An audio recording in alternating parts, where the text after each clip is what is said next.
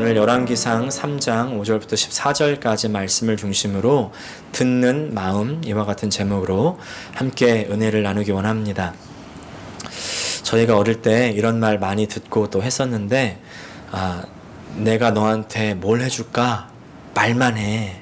내가 달이라도 따줄게. 달이라도 따줄게.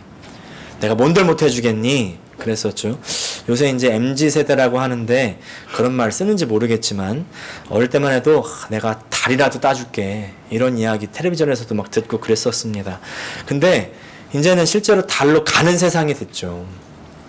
여러분, 누군가가 내가 너한테 뭘 해줄까? 이럴 때, 나 달 따다 주세요, 이런 분 혹시 있으세요? 근데 이제 진짜 달을 따주는 세상이 됐습니다. 여러분, 그룹폰 아세요? 그룹폰? 소셜 커머스라고 해가지고 쉽게 말해서 이제 공동 구매라고 생각하면 되는데, 어떤 물건 올려놓고 이제 이것을 사고 싶은 사람을 모집하는 겁니다. 많이 모일수록 값이 떨어지겠죠. 그룹폰이 이런 데인데, 여기 별의별 물건이 다 뜨거든요. 예를 들면 이런 겁니다. 왼쪽에 이제 척키 치즈, 아이들 노는 거 31불인데 19불 99에 올려왔죠. 또 이게 2110명 이상이 샀다고 나오는데, 또 오른쪽에는 더 놀라운데 JCPenney에서 가족 사진 찍어주는 딜이 원래 140불인데 29불 99에 나왔다는 거예요. 그 다음 이제 가운데가 제일인데 6주 체중 감량 프로그램이에요. 근데 원래는 570불 정도 되는 가격인데 50불. 근데 쿠폰이 있으면 41불 65전이 된다고 그럽니다. 이런 데가 그룹폰입니다. 근데 이런 데에 지난 4월 2일에 정말 기가 막힌 딜이 하나 떴습니다. 바로 이런 제목의 Lunar Gateway, 달로 이르는 길, Your One-Way Ticket to the Moon with Space Y, Space Y와 함께 달로 가는 티켓이다. 이제 이런 제목의 딜이 떴습니다. 얼마였을까요? 99,999불부터 시작이 됐습니다. 지금은 이 딜이 끝났습니다. 어떻게 가보고 싶으세요? 실제로 달 관광이 스페이스X, 블루 오리진, 또 버진 갈락틱 이렇게 각각 상품으로 나왔었고, 실제로 전 세계에서 이제 테이크오프, 이제 그 출발하는 것부터 착륙까지 전 세계 스트리밍이 됐었죠. 가장 최근이었던 버진 갈락틱 달 관광 가격이 45만 불이었대요. 엄청난 가격 같아 보이지만, 물론 절대적으로는 엄청난 가격인데, 처음 달 관광이 시작된 2001년에는 얼마였을까요? 무려 2억 달러였대요. 2억 달러. 말이 됩니까? 근데 이제 2007년도에는 1억 달러 반으로 줄었죠. 2021년에는 100억엔, 이제 약 6천만 달러로 떨어졌고, 이제 6천만 달러 그 가격이 그냥 갔다 오는 게 아니라 우주정거장에서 12일을 머무르고서 이제 오는 그런 가격이었대요. 근데 이제 2022년에는 50만 달러, 45만 달러가 된 거고, 이제 2024년에는 10만 달러가 된 겁니다. 그러니까 뭔가 좀 이제 가시권으로 들어온 것 같으죠? 자, 내가 너한테 뭘 해줄까? 달이라도 따줄까? 그래서 나 달 보내줘. 여러분, 어떻게 이렇게 말할 것 같으세요? 근데 이제 사람이 내가 너한테 뭘 해줄까 말만 해. 그럴 때 고민하게 되는데, 만약에 하나님께서 내가 너한테 뭘 해줄까 말만 해. 그러면 여러분, 무엇을 달라고 하시겠습니까? 우리가 생각할 때 하나님께서 전지전능하시니까 하나님께서 무엇이든 다 들어줄 것이다, 이렇게 생각하고, 또 우리가 또 그렇게 많이 들어왔죠. 그러나 정작 성경에서는 하나님께서는 내가 너한테 무엇을 줄까 구해봐라 라고 말씀하신 적이 거의 없으세요. 거의 없으십니다. 아마 오늘 우리가 읽은 구절이 거의 유일하다고 할 수가 있는데, 열왕기상 3장 5절 말씀 다시 한번 읽어보겠습니다. 시작. 기브온에서 밤에 여호와께서 솔로몬의 꿈에 나타나시니라. 하나님이 이르시되 내가 내게 무엇을 줄고 너는 구하라. 말만 해. 뭘 줄까? 뭘 줄까? 다 줄게. 누구나 원하는 순간 아니에요? 하나님께서 나타나셔서 무엇이든지 원하는 것을 구해라. 여러분, 무엇을 구하고 싶으십니까? 행복한 가정, 평안한 삶, 사업의 성공, 자녀가 잘 되는 거, 지난주에 설교 잘 들으신 분들은 자녀의 독립, 아마 조금 고민을 해보셔야 되겠죠. 네, 이 지점에서요, 우리가 원하는 것들 중에서 고민을 좀 해봐야 말할 수 있는 것들이 있는 반면에, 또 반대로요, 내가 너한테 뭘 해줄까 물을 때 고민 없이 답이 나올 수 있는 것들도 있습니다. 어떤 것이 그럴까요? 바로 오래도록 기도해 왔던 거.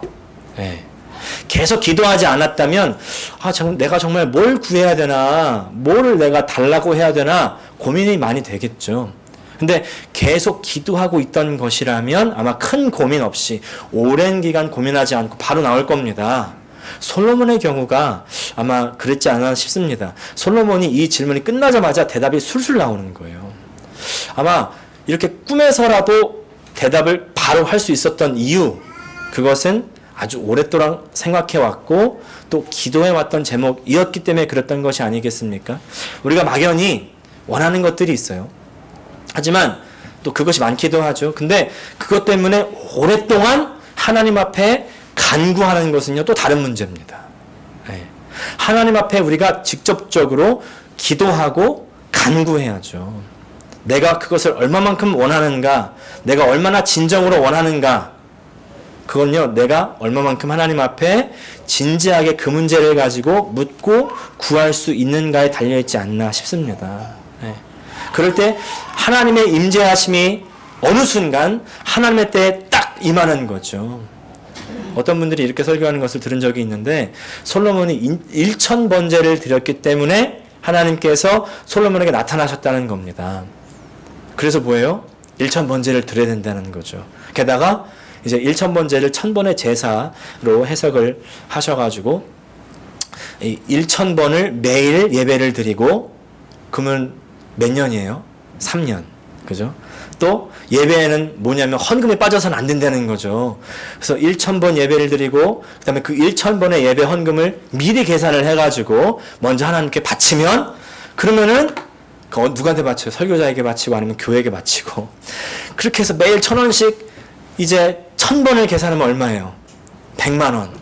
100만 원을 미리 바치고 하나님께 예배를 1000번을 드리면은 하나님께서 그 정성에 감동하셔가지고 솔로몬에게 하신 것처럼 그 원하는 것을 들어주신다. 잘못된 겁니다, 여러분. 아멘 하시면 안 돼요. 여러분, 우리는 하나님을 감동시키는 게 아닙니다.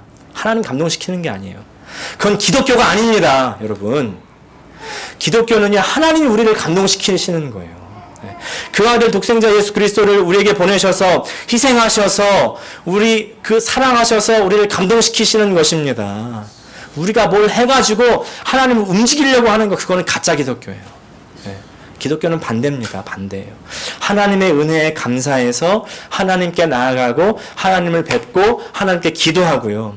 그래서 기도도 하나님을 감동시키려고 하는 게 아니라 하나님과 교제하기 위해서 하는 것이죠.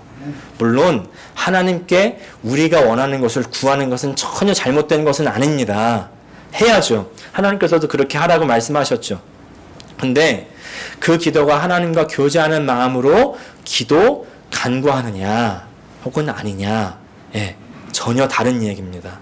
마치 미신처럼 지성이면 감천이다, 이런 식의 기독교의 믿음, 이건 기독교 믿음이 아닙니다. 그리고 1000번도 근거 없는 소리고요. 잘 아시겠지만 1000번의 제사가 아니고 1000번제, 1000제사. 그러니까 번제를 1000개를 한꺼번에 드린 거예요.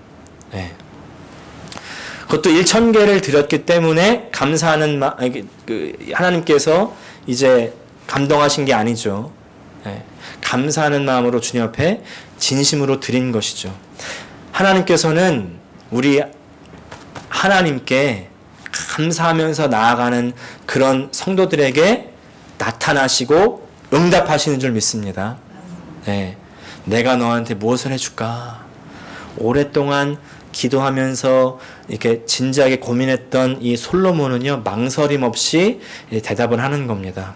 무엇을 대답했습니까? 많은 분들이 지혜라고 이렇게 딱 대답하시겠지만 그것은 잘못 알고 있는 겁니다. 열왕기상 3장 9절을 우리가 읽겠습니다. 시작. 누가 주의 이 많은 백성을 재판할 수 있사오리이까 듣는 마음을 종에게 주사 주의 백성을 재판하여 선악을 분별하게 하옵소서. 솔로몬이 구한 것은 지혜가 아니라 듣는 마음입니다. 히브리어로 보면은 레브 쇼메아라고 해가지고 듣는 심장, 이해하는 마음, 순종하는 마음 이런 뜻입니다. 심장으로, 마음으로 듣고 순종할 수 있기를 요청하는 것이 바로 솔로몬의 기도였다는 것이죠. 솔로몬이 하나님께 구한 그 말을 잘 살펴보면 지혜라는 단어가 없습니다. 오히려 하나님이 지혜라고 말씀하시죠. 물론 이제 옛날 개역 한글판 번역을 보면은 지혜로운 마음을 구했다. 듣는 마음이라고 안 하고 개역 한글판에서는 지혜로운 마음이라고 했기 때문에 우리가 순간 지혜라고 생각하는 것이 꼭 우리의 잘못은 아니지만은 이 지혜로운 마음이라는 번역은 잘못된 번역입니다. 그래서 개역 개정판에서는 듣는 마음이다 이렇게 번역을 한 거죠. 근데 이제 개역 한글판을 번역하신 분들이 아마 듣는 마음, 듣는 심장 이렇게 번역하면은 글이 매끄럽지 않다 이렇게 생각하셨던 것 같아요.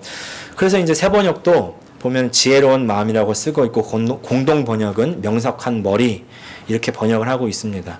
근데 듣는 마음이라는 이 직접 번역을 이렇게 개역 한글판에서 개역 개정판에서 쓰는 이유가 있다는 거죠. 듣는 마음이라는 것이 도대체 무슨 말일까요? 듣는 마음. 지혜와 듣는 마음이 어떻게 다른 것일까요? 이제 우리가 그 이야기로 넘어가 보는 겁니다. 우리가 성경을 읽을 때 항상 문맥을 잘 살펴봐야 된다 말씀을 드렸죠. 성경은 단어의 뜻을 설명하는 사전이 아니기 때문에 특별히 구약 성경은 역사고 또 이야기이기 때문에 거기에는 흐름이 있습니다. 맥락이 있어요.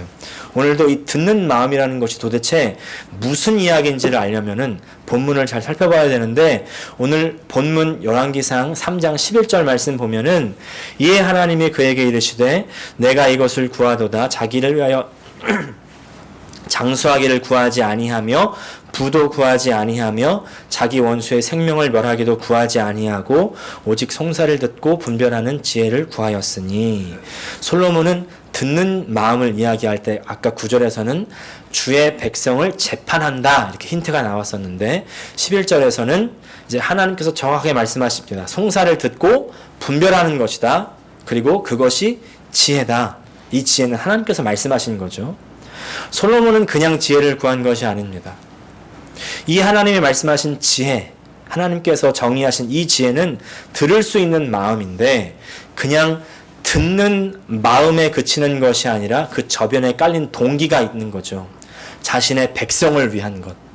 자신의 백성을, 이 사람들을 잘 다스리고 위하고 섬기기 위한 것입니다. 여러분, 우리가 생각하는 지혜는 어떻습니까? 지혜롭게 공부를 잘하는 거? 그래서 성공하는 거? 지혜롭게 살림을 잘해서 가정을 편하게 만드는 거? 지혜롭게 재테크를 잘해가지고 살림을 늘리는 거? 지혜롭게 말을 잘해가지고 인간관계를 좋게 하는 거? 사람들에게 인정받는 거? 근데 오늘 하나님께서 말씀하는 이 지혜는요, 듣는 마음이라는 것입니다. 하나님께서 오늘 솔로몬과의 기도 사이에서 새롭게 정의하시는 지혜는 듣는 마음입니다. 사람들의 이야기를 마음 깊이 심장으로 듣고요. 이해하는 것입니다. 그리고 그 방향이 어디예요? 다른 사람을 위하는 것입니다. 전혀 나를 위한 것이 아니었습니다. 우리 신앙의 선배님들이 특별히 기도를 많이 하셨던 분들이 공통적으로 하시는 그런 이야기가 있습니다. 그것은 바로 100% 응답받는 기도에 대한 이야기. 100% 응답받는 기도가 있다는 거예요. 여러분, 이런 기도 궁금하시죠? 어떤 기도가 100% 응답받을까요? 아까 말씀드린 대로 뭔가 그냥 1000번을 구해야 응답을 얻는다든지 아니면은 기도를 하루에 4시간, 5시간, 6시간씩 해야 된다든지 그런 게 전혀 아닙니다. 전혀 아니에요. 뭔가 자꾸 신앙을요, 양적인 걸로 접근을 한다든지 그러면 잘못 가고 있는 것입니다. 이 신앙의 선배님들이 하는 이야기는 뭐냐면요, 남을 위한 기도가 100% 응답이 된다는 거예요. 남을 위한 기도. 그러고 보면은 이런 기도의 맥락을 이미 성경에서는 많이 말씀하고 있어요. 사도 야고보도 이렇게 짚어준 적이 있습니다. 야고보서 4장 2절과 3절은 이렇게 말씀합니다. 너희가 얻지 못함은 구하지 아니하기 때문이요 구하여도 받지 못함은 정욕으로 쓰려고 잘못 구하기 때문이라. 정욕은 나를 위한 거죠. 나를 위해서 쓰려는 것은 받지 못한다는 겁니다. 여태까지 내가 쓰려고만 구했는데 그래서 못 받은 거예요. 그리고 그것은 지혜가 아닌 거죠. 이미 또 예수님께서도 말씀해 주셨습니다. 요한복음 14장 14절 말씀, 내 이름으로 무엇이든지 내게 구하면 내가 행하리라. 무엇이든지 예수님께서 구하면 행하신다는데요? 이루신다는데요? 그죠? 근데 여기에 한 가지 조건이 있는 겁니다. 뭐예요? 바로 내 이름으로. 내 이름으로.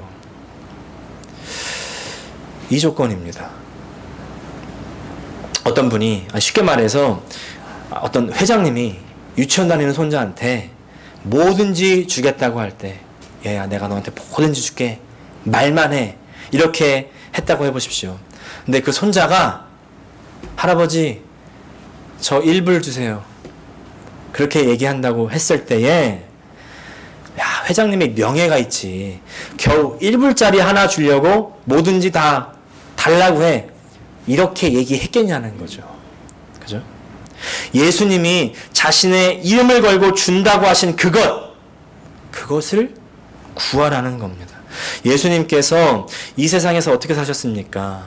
하나님을 바라보면서 제자들을 사랑하셨고 자기의 주변의 이웃 그 어려운 사람들을 돌보면서 그들을 하나님께로 연결하는 그런 삶을 사시면서 자기 자신은 희생하셨잖아요.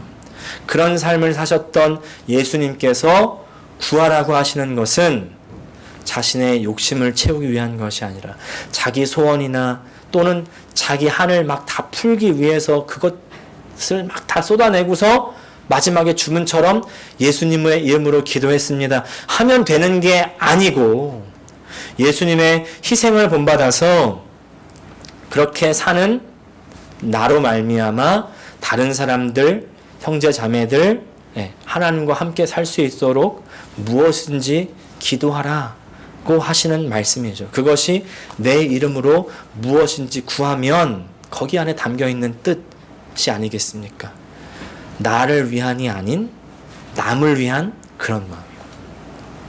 그것을 하나님께서는 지혜라고 하시고 그것을 하나님께서는 이루어 주십니다. 이 지혜가 한껏 구현된 것이 바로 이 말씀 다음에 나오는 솔로몬의 재판 이야기입니다. 솔로몬의 재판이 아마 구약 성경 이야기 중에서 가장 유명한 이야기 중에 하나가 아닐까 싶은데요. 이 이야기에 솔로몬 왕과 두 여인이 등장을 합니다. 그리고 각각 이렇게 주장하죠. 서로 이제 3일간 이 상간으로 아이를 낳았는데 얼마 되지 않아서 한 아이가 죽게 되었습니다. 죽은 아이 엄마가 자신의 이제 죽어있는 아이 그리고 그 옆에 살아있는 아이를 데려가서 이게 자신의 아이라고 주장하는 거예요. 살아있는 아이를 빼앗긴 그 엄마 자신의 아이를 딱 젖에 물리려고 보니까 아이가 죽어있죠. 그래서 솔로몬 왕 앞에 가서 이제 주장하는 겁니다. 내 아이가 아닙니다. 내 아이를 돌려주세요. 이러는데 솔로몬 왕이 그 여자를 보니까 그 여자는 아닙니다. 살아있는 아이가 제 아이고 죽은 아이는 저 여자 아이입니다. 서로 살아있는 아이가 자기 아이라고 주장하는 것입니다. 그때 솔로몬이 이 사람들의 이야기에 어떻게 반응하는지를 우리가 좀 봐야 되는데 17절과 18절을 각각 보면은 한 여자는 말하되 다른 여자는 이르되 각각 사람들의 말을 솔로몬은 잘 들어주는 거죠. 그리고 나서 22절에 왕이 이르되 이 여자는 말하기를 또 저 여자는 말하기를 솔로몬은요 여기서 다 듣고서 너희가 지금 이런 분쟁이 있는데 잠깐만 기다려봐. 내가 뒤로 가가지고 기도해서 하나님이 뭐라고 말씀하시나 듣고 내가 올게 이런 게 아닙니다. 이게 아니에요. 그냥 이 사람들의 이야기를 잘 듣고 그리고 거기서 잘 정리하고 답을 주는 겁니다. 듣는 마음인 거죠. 근데 이제 이 이야기의 핵심은요, 저는 여기에 있지 않다고 생각합니다. 이 이야기의 핵심은 사실은 이 두 여인이 어떤 여인이었는가 거기에 있는 겁니다. 우리 16절 말씀 같이 한번 읽어보겠습니다. 시작. 그때에 창기 두 여자가 왕에게 와서 그 앞에 서며. 이 두 여인이 어떤 여인이에요? 창기래요. 창녀. 뭐 지금도 그렇지만 당시에도 역시 마찬가지죠. 창기. 창녀라면 얼마나 멸시의 대상입니까? 네. 사람 취급도 못 받죠. 게다가 그 창녀가 낳은 아이라고 할 때 그 아이들의 목숨이 사실은 귀하면 얼마나 귀했겠습니까? 근데 이 둘이 자신의 아이들의 문제로 무려 왕 앞에까지 가서 설 수가 있고 자기 목소리를 낼 수가 있고 그리고 그 왕은 이 이야기를 잘 들어줍니다. 정말 잘 들어주죠. 요새도 이런 일이 잘 일어나지 않지 않습니까? 예. 뭐 직업에 귀천이 없다고 그러고 모든 인간 다 귀하고 존엄하다고 하지만은 우리가 사회에서 사람들을 대하는 것들을 보면은 어떻습니까? 예. 아무래도 사회에서 영향력이 있는 사람들, 높은 위치에 있는 사람들, 이런 사람들에게 조금 더 귀를 기울이죠. 예. 어떤 분들은 또 그래요. 우리가 내는 세금이 얼만데 예? 내가 더 중요하지 뭐 이렇게 말씀하시는 분들도 있는데 그게 이제 자본주의에서는 당연한 가치겠죠. 근데 하나님께서 원하시는 가치는 그런 것이 아닙니다. 저 창녀들, 사회적으로 아주 최하층에 있는 그런 사람들도 자유롭게 왕 앞에 가서 이야기할 수 있고 자신의 이야기를 할 수가 있고 그것을 왕은 아주 진지하게 들어주는, 주의 깊게 들어주는 그런 마음이죠. 그것을 하나님께서는 기쁘시게 여기시고 또 그런 능력을 하나님께서는 기쁨으로 주시는 것입니다. 그것이 바로 솔로몬이 하나님 앞에 구했던 능력이라는 거죠. 솔로몬이 하나님 앞에 간구했던 이 듣는 마음. 네. 그 듣는 마음에 대한 결론이 열왕기상 4장 29절에 있습니다. 같이 읽겠습니다. 시작. 하나님이 솔로몬에게 지혜와 총명을 심히 많이 주시고 또 넓은 마음을 주시되 바닷가에 모래같이 하시니. 하나님께서 솔로몬에게 허락하신 것은 그냥 지혜와 총명만이 아니었습니다. 바로 넓은 마음이었습니다. 바다의 모래사장만큼이나 넓은 마음을 주셔서 단지 그냥 옳고 그른 것을 구별하는 것뿐만이 아니라 그것을 구별해서 그냥 알려주는 것이 아니라 어려운 사정에 처한 사람들의 마음을 헤아려 주는 거죠. 많은 분들이요, 옳고 그른 것 잘 분별합니다. 아주 정확하게 얘기하죠. 그리고 또 이렇게 얘기합니다. 기분 상해하지 말고 잘 들어. 그런 말일수록 어때요? 다 기분 상해요. 네. 그런 말 하지 마세요. 네. 그런 말 하지 마세요. 지혜는요, 옳고 그름만을 따지는 것이 아닙니다. 좋고 나쁜 것을 따지는 것이 아닙니다. 지혜는 듣는 마음이에요. 네. 근데 어디까지? 가장 천하고 가치 없다고 생각되는 그런 사람들까지도 들어주는 마음, 그리고 품어주는 마음. 그래서 우리 주님께서도 우리를 들어주셨잖아요. 우리 주님께서도 우리를 품어주셨잖아요. 네. 우리 주님의 지혜, 주님의 마음을 가지시는 저와 여러분 모든 성도 되실 수 있기를 간절히 축복합니다. 기도하겠습니다. 이 시간 한번 함께 기도할 때 하나님, 우리가 무엇을 듣고 있습니까? 듣고 무엇을 어떻게 판단하고 있습니까?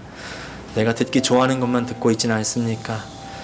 내가 좋아하는 사람들의 이야기만 듣고 있지 않습니까? 오늘 솔로몬은요, 모든 사람들의 마음을 듣고 사회에서 가장 천한 사람들의 마음도 듣는 것을 오늘 봅니다. 하나님, 오늘 우리에게 듣는 마음을 허락하여 주시옵소서. 사회의 가장 낮은 저 사람들이 말하는 그 말을 들을 수 있는 마음, 심장 허락하여 주시옵소서. 그것을 바로 하나님께서는 지혜라고 말씀하십니다. 오늘 우리가 그 지혜 갖게 하여 주시옵소서. 다 함께 통성으로 오늘 주여 한번 부르시고 기도하시겠습니다. 하나님 우리 아버지, 우리가 지혜를 구하지만 그 지혜는 나의 더 좋은 삶, 더 편안한 삶, 더 안락한 삶을 위한 것이었습니다.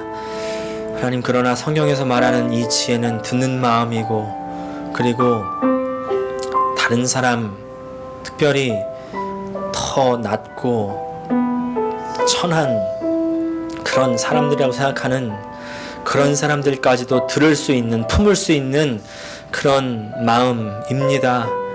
하나님, 오늘 그 마음 우리에게 허락하여 주시옵소서. 아버지께서 우리 예수 그리스도 독생자 보내셔서 바로 우리를 그렇게 품어주시고 우리를 그렇게 들어주셨는데, 오늘 우리도 예수님의 본받아 정말 내가 생각하는 정말 가장 천하고 낮은 그 사람 들을 수 있고 품을 수 있는 은혜, 지혜, 능력 허락하여 주시옵소서. 예수님의 이름으로 기도합니다. 아멘.